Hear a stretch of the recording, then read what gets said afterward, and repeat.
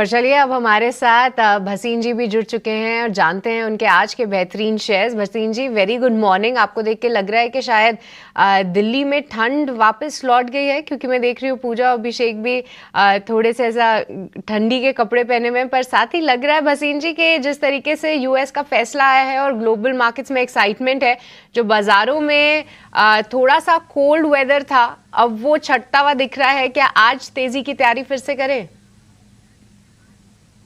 Good morning. Good morning सृष्टि, आपको भी और अभिषेक को भी और पूजा को भी।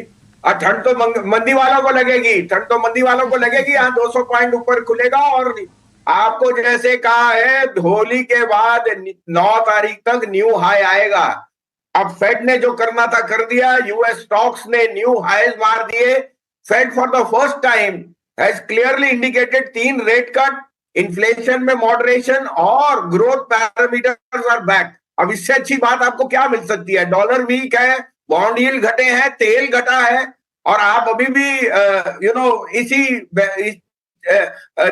विडंबना में है कि मिड कैप की करेक्शन सब खत्म हो गया। सृष्टि जी, माल जिसने ले लिया इस करेक्शन में वही राजा है और मार्केट आपको मौका देती है। मुझे लगता है आज से मार्केट की चाल बदलेगी। आपको कहा है 26 तारीख से बाजार बहुत अच्छा हो जाएगा। ये एक्सपायरी मेरे को लगता है 22,400 22,500 पे भी हो जाए, कोई मुझे आश्चर्य नहीं होगा।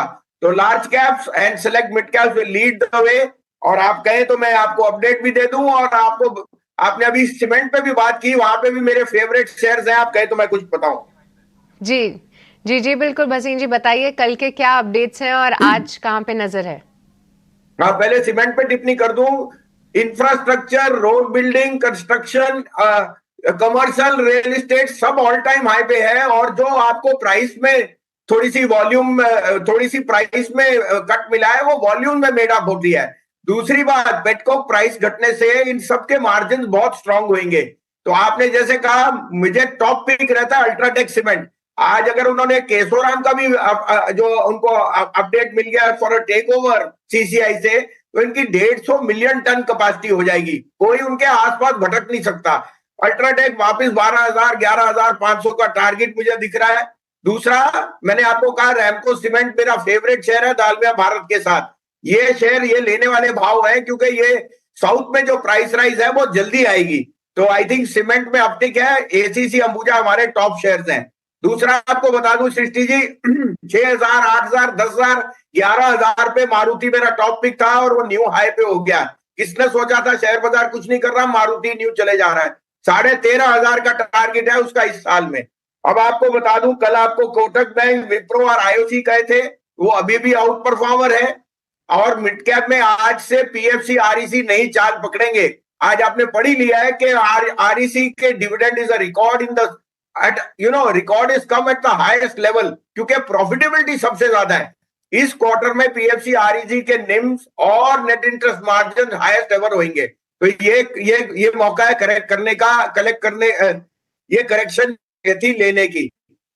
आईओटी में अगेन मैं आपको जैसे भी पहले कह चुका हूं, this is our top pick in the OMCs. Refining margins and distillate prices में बेनिफिट इनको अक्रॉस द बोर्ड आएगा। तो आई थिंक ये 3-4 मिड कैप बहुत आउट परफॉर्म है। आज का टॉपिक है आईसीआईसीआई बैंक। ये बैंकों में सबसे बड़ा लीड कर रहा है और आज मुझे लगता है bank Nifty should regain it's mojo and colour. 50,000 का टारगेट है बैंक निफ्टी का मुझे 9 अप्रैल तक।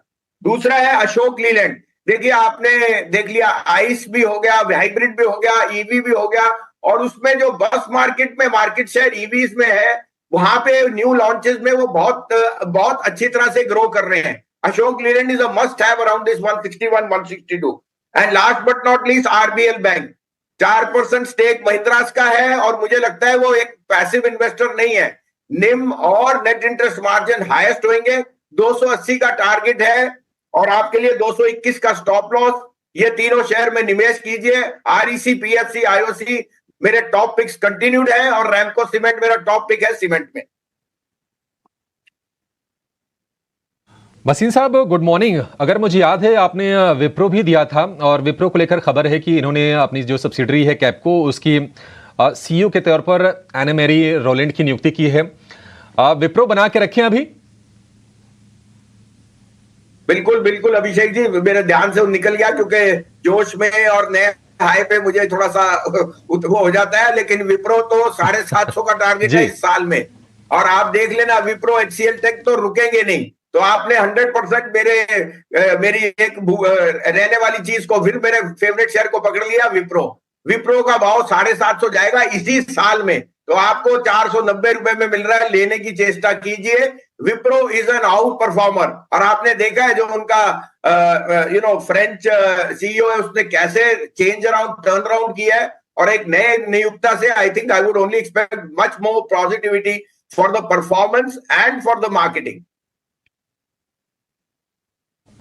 ठीक है भसीन साहब, बहुत शुक्रिया आज आपका समय देने के लिए। और हमेशा मैं कहता हूं कॉन्फिडेंस भी बढ़ाने के लिए, आपको सुनते ही ना वो एड्रेनलिन रश होने लगता है। भसीन साहब बहुत शुक्रिया आपका, अच्छा लगता है आपसे बातचीत करके। संजीव सर नमस्ते। पहले तो मैं आपसे यही बात पूछूंगा कि बाजार के अंदर आपको क्या और गिरावट लगती है? ऑलरेडी आपने थोड़ा हिंट किया था कि मिड ऑफ दिस मार्च या फिर सेकंड ऑफ द मार्च थोड़ा प्रेशर रहेगा। ये प्रेशर लेकिन वापस से बाय के लिए ही होगा और फिर से हम नए हाइस की तरफ बढ़ेंगे। पहले थोड़ा इसके बारे में गाइडेंस दे दीजिए कि आपको बाजार के अंदर और अभी कितनी गिरावट या और कितना पैनिक लगता है सर, फिर मैं स्टॉक्स पे आऊंगा। हाँ, गुड मॉर्निंग डिम्पी, आपको, अभिषेक और सृष्टि को। तो देखिए 8वां दिन हो गया डिक्लाइन का, करेक्शन का, और बैंक निफ्टी ने रिकॉर्ड 7वें दिन करेक्शन किया है। आई थिंक कैपिचुलेशन हो गया है। देखिए मिड कैप में आपको पता है सेबी डिक्टेट, म्यूचुअल फंड्स का एक्सपोजर, कुछ लोगों की प्रॉफिट बुकिंग, कुछ थोड़ा सी घबराहट, ये सब लक्ष्य होते हैं। ये सब जो पिक्चर होती है ये कैपिचुलेशन बताती है। मुझे लगता है आज कल वो कंप्लीट हो गया। यहां से मुझे अगर मैं सेंसेक्स पे कहूं तो 71,950 के नीचे ये मार्केट नहीं गया क्लोजिंग बेसिस पे, और अगर नहीं भी जाएगा तो मेरे को पक्का है कि 73,000-74,000 वापिस आएगा। निफ्टी के लिए आई थिंक 21,750, 21,800 बहुत स्ट्रॉन्ग डिफेंस है, और वापस 22,300, 22,400 ये टेक्निकली मैं बता रहा हूं, क्योंकि कल एक इवेंट है, फिर एक्सपायरी है। मैं कह रहा हूं डिम्पी जी, होली के बाद वापस तेजी है, और 8-9 अप्रैल तक आपको न्यू हाई के पास जरूर आएगा। इस बारी इंडेक्स आपको चलाएगा बाजार को, और धीरे धीरे कॉन्फिडेंस जैसे आएगा तो आपके मिड कैप भी चलेंगे। मिड कैप में ब्लड लेटिंग जितनी होनी थी उसमें से काफी कुछ हो चुका है। अब आपको अपना एंटे अप करना है, कहाँ अच्छे शेयर्स आपको मिल रहे हैं वो लेने की चेष्टा कीजिए, क्योंकि वॉलेटिलिटी आपके साथ है अगर आप उसका इस्तेमाल कर सके। भसीन साहब ठीक है, फिर आज के लिए बताइए कि आपके शेयर कौन से हैं, कहां पर आपका कन्विक्शन है? अभिषेक जी कल का भी बता दूं, देखिए कल मैंने तीनों बाय कॉल दिए थे। हाँ जी सर, बिल्कुल। हाँ, तीनों में से देखिए ऑलमोस्ट टॉप लॉस पे आ गए थे। आरईसी का स्टॉप लॉस था 424.25, वो 25 पे ही बंद हुआ है फ्यूचर जो था, और पीएफसी भी 365 पे ही बंद हुआ है। तो देखिए वॉलेटिलिटी के दौरान अगर आप रह सके एक दिन, क्योंकि 3% का फॉल सब्सटैंशियल होता है 2-3, मुझे लगता है ओएमसी पावर फाइनेंसर्स और ओएमसीज में तो यही मौका है लेने का। ये इग्नोरेंस है कि 2 रुपए का प्राइस कट, 2 रुपए का प्राइस कट तो एक मार्जिनल इलेक्शन फेवर है, ये इलेक्शन के बाद वापस प्राइस बढ़ जाएंगी। इस बारी आईओसी एचपी बीपी का रिकॉर्ड मार्जिन आएगा, और अगर आप वेट कर रहे हैं तो इससे अच्छा मौका नहीं है। पावर फाइनेंसर्स, आरईसी पीएफसी और आईओसी एचपीसीएल लेने की चेष्टा कीजिए। मैं फिर कह रहा हूं, जो स्टॉप लॉस है वो 425 क्लोजिंग बेसिस पे है और 365 पीएफसी का क्लोजिंग बेसिस पे है।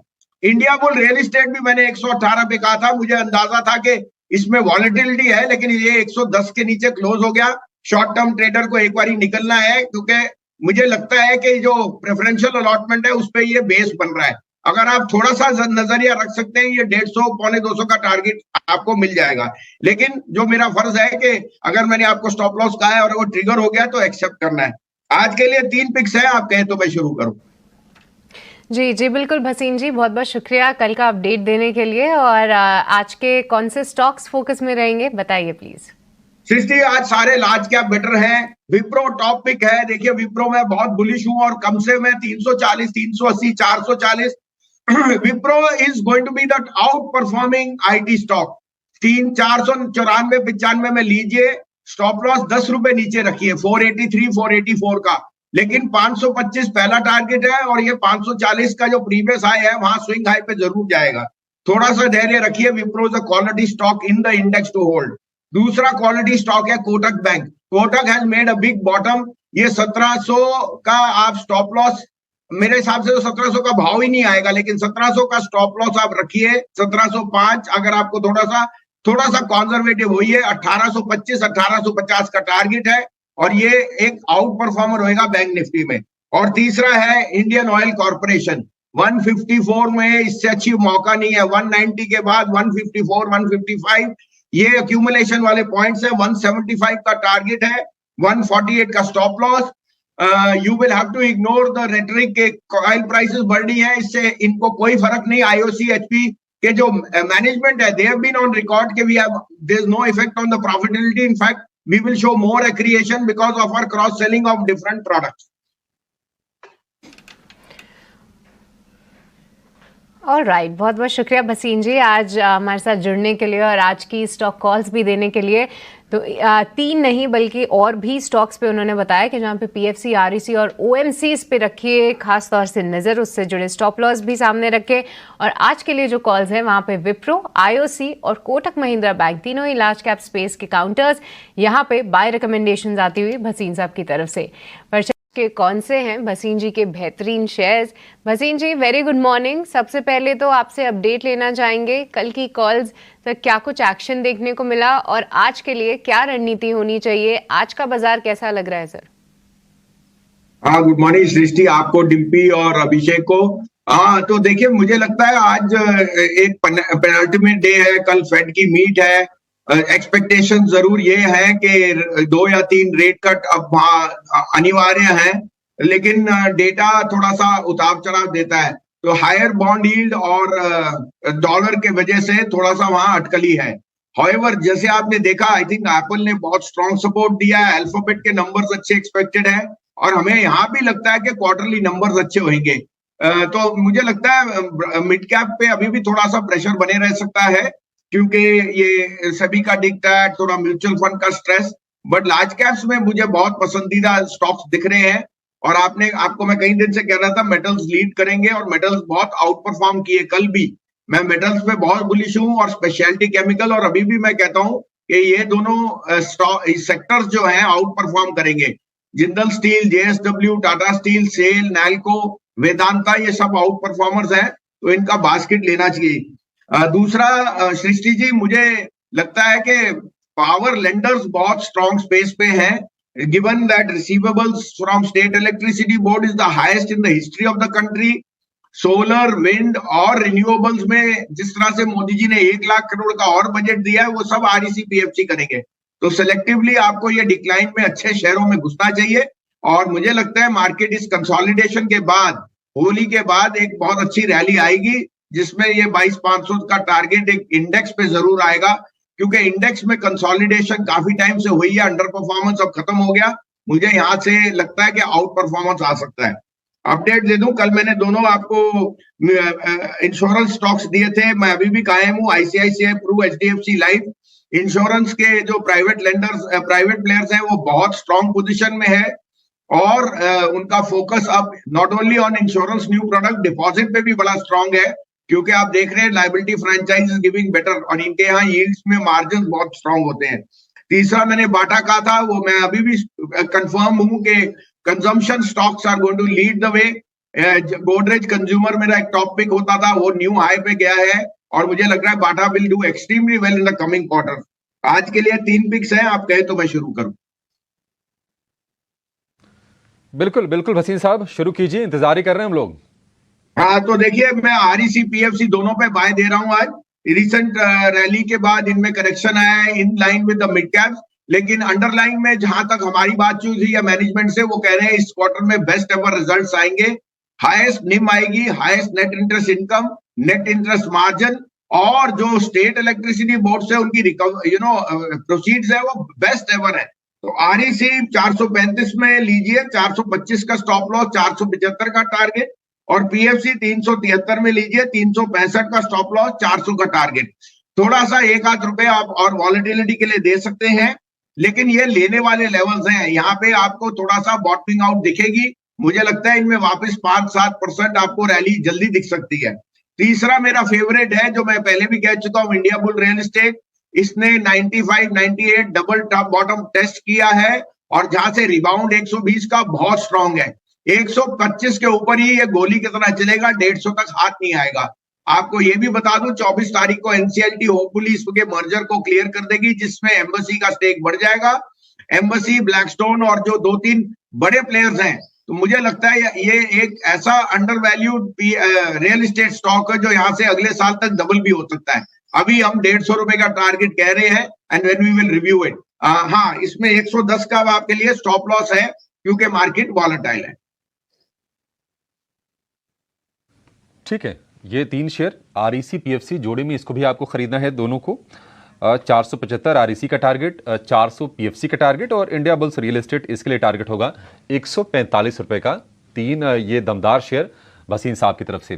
भसीन साहब, बहुत शुक्रिया आज आपका समय देने के लिए और बाजार पर अपना एक व्यू शेयर करने के लिए और ये बेहतरीन शेयर भी हमारे दर्शकों को बताने के लिए।